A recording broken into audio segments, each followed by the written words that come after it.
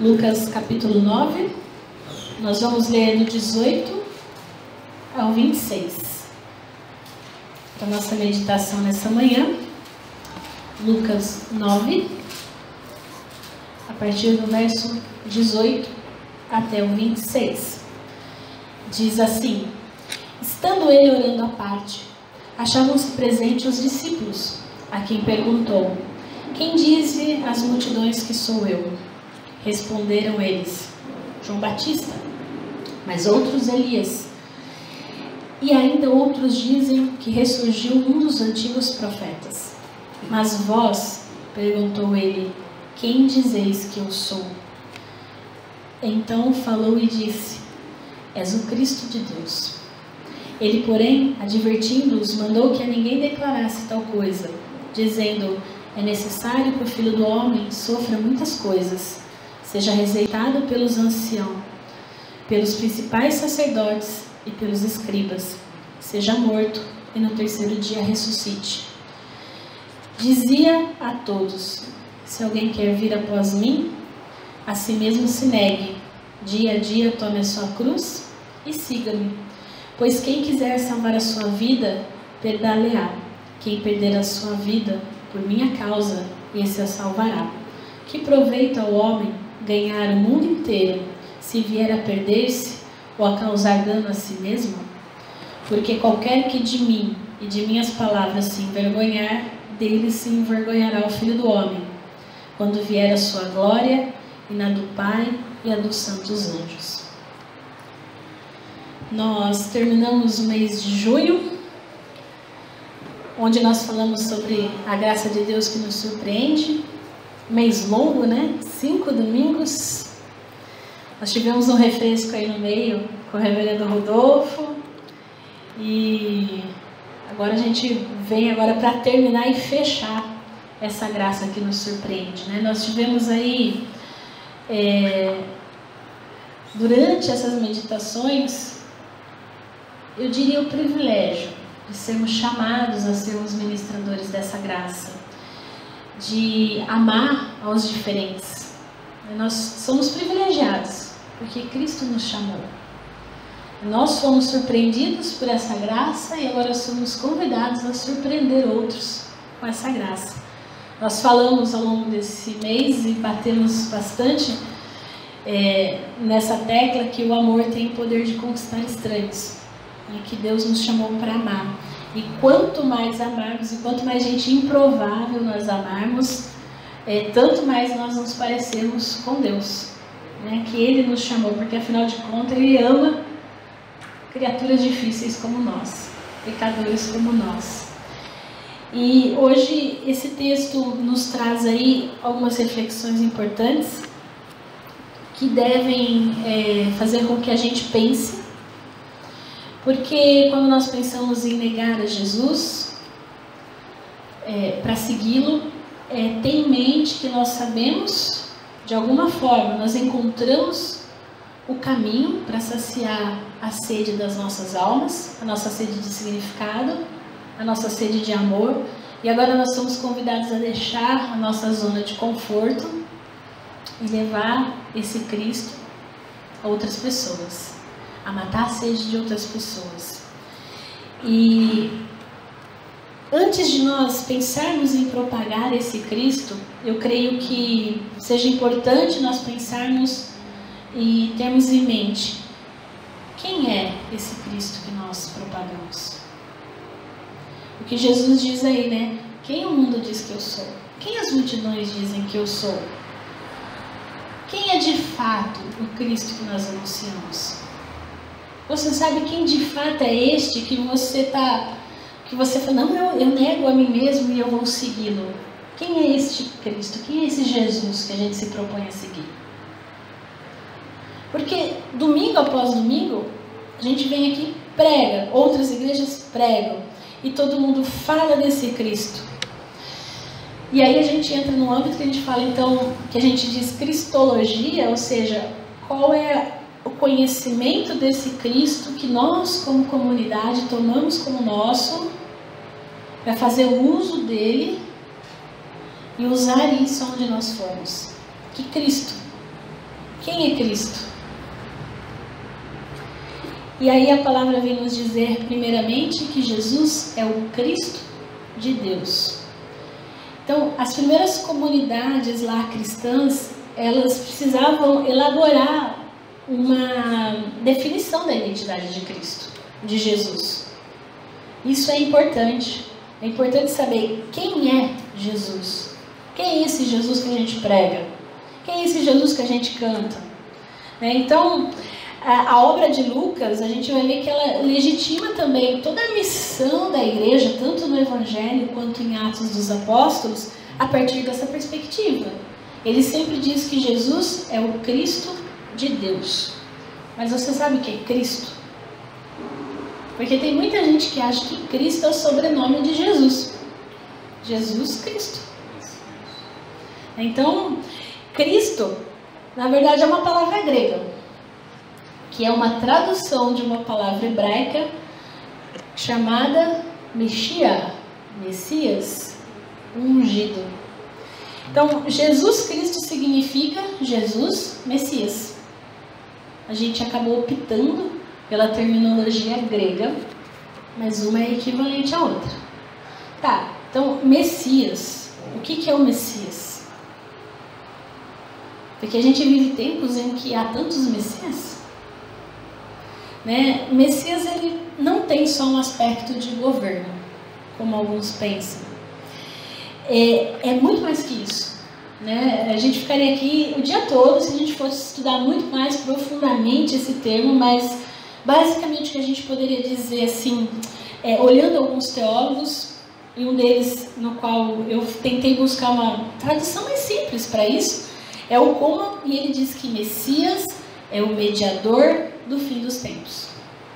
Ou seja, aquele que faz a mediação do fim dos tempos, ou seja, tem um aspecto escatológico. Então, Cristo não é o sobrenome de Jesus. É o Messias, é o ungido. Então, quando a gente vê que Jesus é o Cristo, então ele não é somente um Elias, que vai voltar antes do fim dos tempos, como está lá em Malaquias 4:5, ou a reencarnação de João Batista, um dos antigos profetas, como a comunidade dizia que era. Então, Messias, quando diz Jesus, Cristo, Jesus, Messias, é afirmar que ele é ungido. E aí a gente vai na toada de Lucas. Lucas diz que ele é ungido para quê? Para evangelizar os pobres, para libertar os cativos, para dar vista aos cegos, para colocar em liberdade os presos e oprimidos e para anunciar o ano da graça do Senhor. Conforme o anúncio que Lucas faz lá no começo do seu evangelho, se você for ver com calma. Jesus é o Salvador, que é o Cristo.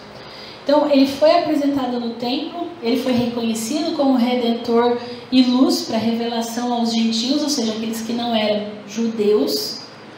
Se você olhar em Lucas 2, vai estar toda essa história lá narrada.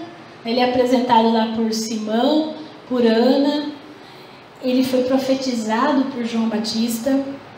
E Lucas 4 vai dizer que ele tinha o Espírito Santo. Ele curou, ele venceu demônios, ele partiu o pão. E aí a gente vai ser mais ousado e dizer que ele subverteu o sistema legalista e opressor do seu tempo. E Pedro confessa, Jesus é o Cristo de Deus. Então, Lucas, ele colabora então para toda uma definição da cristologia primitiva, ou seja, da primeira igreja, quando ele descreve quem é esse Cristo, quem é o Messias. Então, ele apresenta Jesus como o Cristo de Deus, sem diminuir a importância da sua atividade como Jesus histórico. Porque às vezes a gente tende a separar as coisas. E o nosso texto destaca essa reflexão dentro de um contexto histórico. A confissão dos discípulos, Jesus é o Cristo de Deus, o Messias prometido, é muito profunda. Talvez a gente não tenha ideia disso, mas afirmar que alguém era o Messias trazia dentro de si várias tradições de esperança escatológica, ou seja, de esperança para o fim dos tempos. O Messias seria alguém que iria salvar, que iria libertar. Então, está tudo relacionado a esse Messias, que também trazia dentro de si uma ideia assim de um rei libertador, de um reino terrestre. Mas essas eram as menores de todo o significado que Messias trazia. O próprio texto de Lucas 9 menciona e trabalha os dois títulos messiânicos aí diferente. Ele falava Cristo Messias e depois ele mais para baixo ele diz o quê? Filho do homem. Ou seja, o mediador da graça através da paixão. Então é muito rico isso. Então a missão das comunidades, dessas primeiras comunidades cristãs, ela exigia a definição de quem era Jesus, num contexto religioso plural, que não difere do nosso hoje. Quem é Jesus? Quem é o Cristo? Quem é de fato o Messias? Aquele que os ventos e o mar obedecem. Será que isso mudou nos dias de hoje? Em uma das respostas dada por Lucas, fica claro que Jesus é mais do que um profeta. Ele é o Messias. O Cristo de Deus, que viveu o seu caminho como oprimido e como sujeito, que levou até o fim o plano salvífico de Deus. Ele foi para a cruz. Então, ele viveu com palavras, com atos, o ser Cristo de Deus, o ser Messias, ser ungido, que é o que significa no hebraico original Messias, aquele ungido de Deus. Então, essas comunidades que tiveram acesso a esse evangelho de Lucas, elas descobrem nas ações do Jesus histórico, porque é impressionante. Lucas, particularmente, é um dos meus evangelhos favoritos, porque assim, ele não conheceu Jesus, ele vai ouvir as testemunhas. Dizem que tem o Jesus, eu vou atrás. E ele vai ouvindo todo mundo e anotando. E quando ele traz para nós a história de Jesus, histórico, ele demonstra também através da história linear de Jesus, o tanto da sua paixão, um tanto da sua ressurreição, e ele vem mostrar e afirmar que realmente Messias, ser o Cristo de Deus, era algo que aconteceu na história, mas que envolve muita coisa. Jesus foi o Messias já em pessoa humana. Então, Deus, a gente vê que ele unge a Jesus de Nazaré com o Espírito Santo e com o poder já no seu batismo. Ali ele é ungido. E a partir disso ele anda por toda parte, né, fazendo bem, curando, tirando os oprimidos do diabo, porque Deus era com ele. Se você quiser confiar em Atos 10:38, vai falar isso. A divindade de Jesus, ela é resgatada em Lucas e ela é elaborada, incluindo toda a sua vida histórica. Entende a concepção quando a gente diz Jesus Cristo, Messias, engloba tudo isso. E Jesus pergunta hoje para nós: quem vocês dizem que eu sou? A gente vive num tempo hoje marcado por diversas propostas messiânicas, escatológicas. Elas são evidenciadas ou até dissimuladas em projetos econômicos, políticos, religiosos, em pessoas públicas, figuras públicas, candidatos a presidente. Nós, como comunidade cristã, tal qual aquela comunidade primitiva, a gente está envolto aí por teoria, por discurso, por propostas, por projetos de salvação, que, se a gente for ver assim, que nos impedem de vislumbrar o futuro e viver a realidade, viver a liberdade e a salvação que nos foi dada pelo Cristo de Deus. E nós ficamos presos achando que, se eu seguir tal pessoa, se eu fizer tal coisa, se eu seguir tal ideologia política, tudo vai se resolver. E nós esquecemos de olhar para o Jesus verdadeiro, para o Messias verdadeiro. Então, nesse contexto nosso hoje marcado pela pluralidade, pela segmentação religiosa, as comunidades cristãs também sofrem esse impacto e muitas vezes entram em crise, especialmente uma crise de cristologia. A gente se perde. Nessa realidade nós somos desafiados a responder a pergunta de Jesus: quem diz a multidão que eu sou? O que o mundo diz que eu sou? E vocês, quem vocês dizem que eu sou? Para que a gente possa resolver junto essa pergunta, com os critérios que o texto nos apresenta, a gente precisa ter em mente que Cristo não é só um curador, não é só um milagreiro, não é só um justo e bom homem, que deu exemplo, que facilita a vida humana na terra, que dá carro, que dá casa nova. Jesus não é um ser iluminado. O que nós precisamos ter em vista é que Jesus é Deus, é o caminho, é a verdade e a vida, e que ninguém vai ao Pai por Ele. Ele não é mais um caminho, uma possibilidade de verdade ou uma via de encontrar vida. Ele é. Então, a salvação de Jesus vai além dessa história que a gente vive, passa pela sua paixão, pela sua morte, pela sua ressurreição. Não é possível desassociar a dimensão histórica da ação de Deus no passado e no presente. É necessário a gente negar os projetos e as propostas enganosas de salvação, triunfalistas, que a gente vê nos meios evangélicos de hoje em dia, que vendem prosperidade fácil, que diz que você pode exigir de Deus porque você está dando dízimo. A gente precisa abrir mão dessas propostas de salvação consumistas. Se eu comprar a Bíblia tal, se eu abençoar o ministério tal, injustas, escravizantes, que escondem a realidade pecadora, violenta e opressora do pecado nas nossas vidas, que se for ver dilaceram a proposta comunitária libertadora de Jesus. Jesus é Deus. Quando nós dizemos que Ele é o Messias, engloba tudo isso. E não há ser humano que chega aos pés de Jesus. Somente Ele é Deus.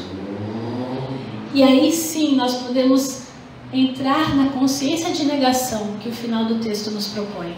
A partir do momento que eu sei quem Ele é, nós precisamos aí então ter em mente a vivência da ação salvífica de Deus, que inclui a nossa realidade, que passa pela nossa história também. Não só a história do mundo, mas a história de cada um aqui individualmente. Da história que inclui cruz, que inclui dor, que inclui sofrimento, que inclui negação. Na proposta libertadora de Jesus, a salvação ela é dada, é graça, é mediante a fé. Não adianta, a gente pode tentar fazer um monte de coisa, porque a gente vive numa sociedade que diz que se a gente dá, a gente recebe. Se a gente merece, a gente tem. Mas a lógica econômica do reino de Deus não é essa. É Ele quem dá. Ele é o dono. E Ele dá conforme Ele entende, conforme Ele quer. A nós cabe crer. E nessa proposta libertadora de Jesus, então, a salvação é dada. Como nós lemos em Gálatas 5. A gente não leu o primeiro versículo, mas eu disse ele na hora que nós falamos da declaração de perdão, que foi para a liberdade que Cristo nos libertou. É para isso que Ele nos chamou, para andarmos no Espírito. E é através dessa graça, dessa salvação e desse amor que realmente nós somos livres. Nós precisamos ter em mente também que essa liberdade inclui a nossa condição histórica. Ela inclui a cruz. Nós temos que sair da escravidão, sim, mas nós só saímos dela quando nós tomarmos conta de que nós somos escravos. Isso é muito sério. Nós só conseguimos ser livres se nós nos dermos conta que nós somos escravos. Se alguém quer me seguir, tome a sua cruz e siga-me. Tome consciência. Parece loucura construir a esperança em um paraíso que tem a dimensão de inferno. Um paraíso onde viver dói. A cruz, como a gente já viu e meditou várias vezes, ela era instrumento de execução, uma execução violenta e dolorosa. Então, tomar cruz era levá-la até no lugar de execução. E muitas vezes enfrentar no caminho uma multidão furiosa, escarnecedora. Então Jesus usa esse argumento aqui de forma retórica para descrever para os seus discípulos como aqueles e aquelas que o seguiriam teriam que enfrentar o desprezo do mundo em um eventual martírio. O desprezo daqueles que não consideram Ele como Deus, como Messias. As palavras aqui, vir após mim, eram comuns na época de Jesus para se referir ao discipulado, visto que os discípulos seguiam os seus mestres. Então aqui os discípulos seguem a cruz, lembrando-se que a sua vida não é mais sua, mas do mestre, porque ele foi quem libertou. Então, que a gente precisa ter em mente que nós estamos num mundo corrompido. Que é muito bonito tudo isso que eu falei. Teologicamente, como discurso, como retórica, mas que nós nunca abraçaremos ou rejeitaremos tudo aquilo que nós vivemos. Nós precisamos ter em mente que quando nós estamos inseridos num mundo onde existe uma cultura, onde andar com Cristo é necessário distinguir as partes, como Ele fez. E aí é interessante porque aí nós olhamos para a nossa vida ao redor, e aí nós temos então a capacidade de rejeitar categoricamente alguns elementos que nós sabemos claramente que não condiz com o Evangelho, como a pornografia, a tirania, o tráfico humano, mas que nós vamos acertar alguns outros elementos de onde nós vivemos, que talvez nós não vamos negar eles claramente, mas que nós temos que ter limites. E aí entram, por exemplo, o comércio, o transporte, os impostos, e que também dentro de alguns elementos do ambiente onde nós vivemos, da nossa cultura, nós vamos ver que algum deles nós vamos dar um novo significado. Nós vamos mudar, nós vamos motivar de forma diferente, como a música, a arte, a linguagem. E também que nós, como cristãos chamados a seguir a Jesus, também, diante então de um mundo tão corrompido, nós estaremos muitas vezes sendo a luz, trazendo para esse mundo outras propostas, como, por exemplo, hospitais para pacientes terminais, como cuidado com os órfãos, como abrigos para aqueles que não têm teto, como ações sociais no meio da comunidade. Coisas que o mundo normalmente não faria por si só. Então a gente não pode ter vergonha desse caminho. É isso que o texto nos convida.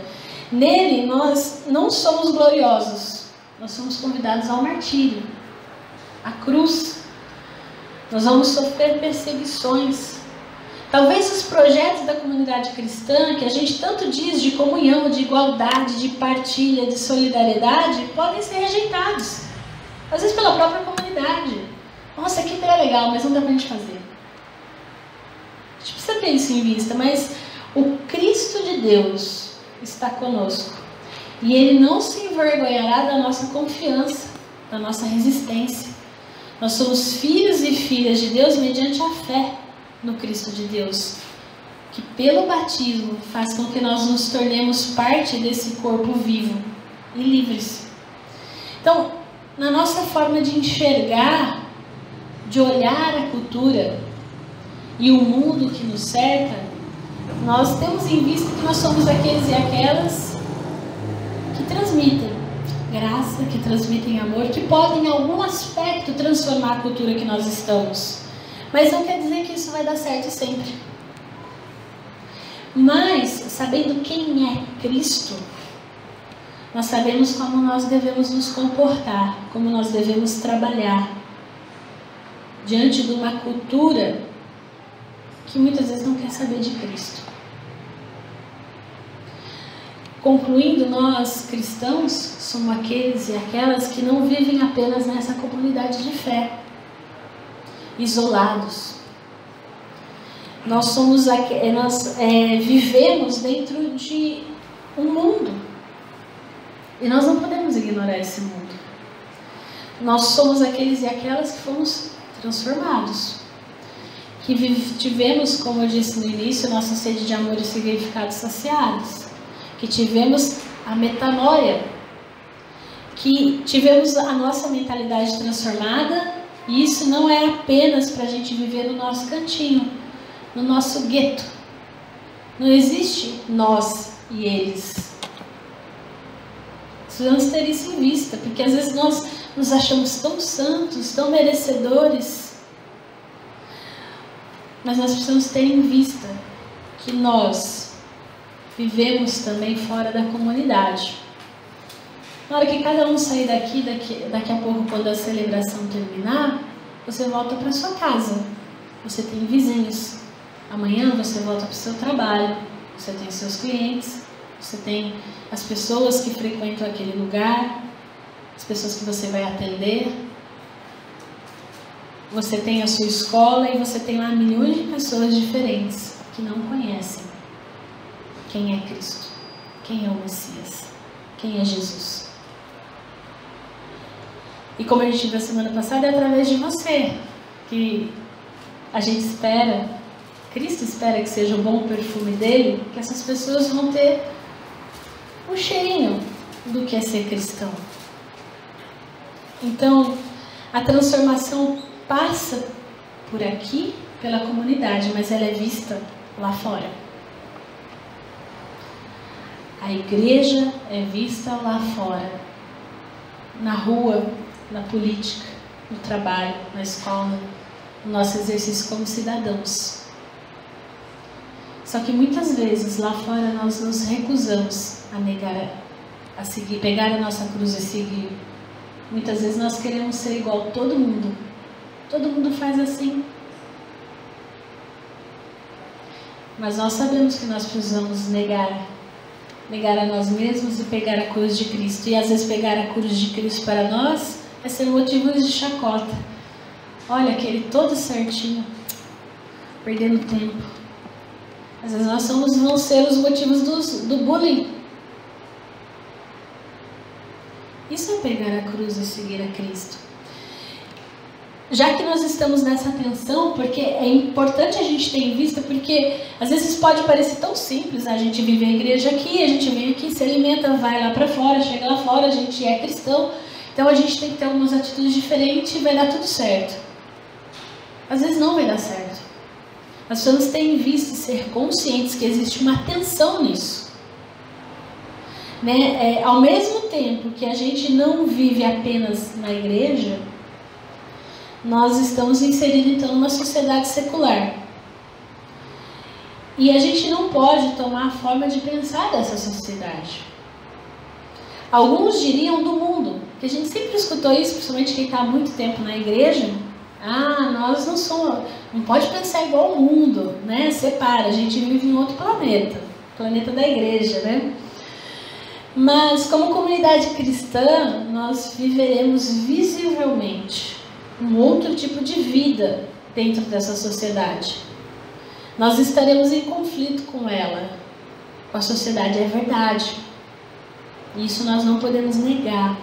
Não dá para a gente sair do mundo, não dá para a gente sair da sociedade e viver isolado. Mas a gente não pode tomar para nós a forma de pensar do mundo.